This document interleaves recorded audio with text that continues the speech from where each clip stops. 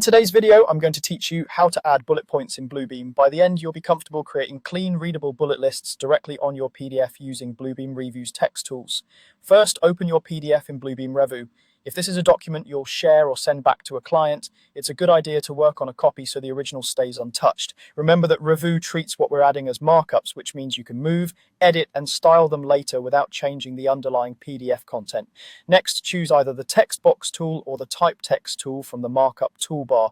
Both will let you type on the page, but they behave a little differently. Text box creates a resizable container with text inside, which is great for keeping your bullets neatly grouped and easy to move. Type text places text directly on the page without a box outline, which can look cleaner if you don't want a visible border. Pick whichever fits your layout and style. Click exactly where you want the bullets to appear. If you're using text box, click and drag to draw a box, then release to start typing inside it. Zoom in if you need precision, especially when aligning bullets with existing drawings or notes. Now type your text and manually add a bullet symbol or a dash at the start of each line. To create the bullet symbol, you can paste one from another source, use your system's character viewer, or press a keyboard shortcut if you know it. A simple dash also works well and keeps things consistent across different viewers.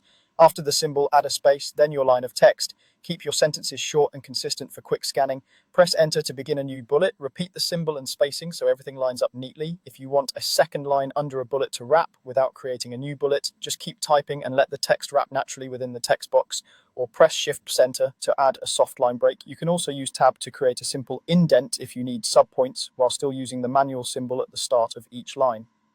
For clarity and polish, open the Properties panel to adjust font, size, color, and line spacing.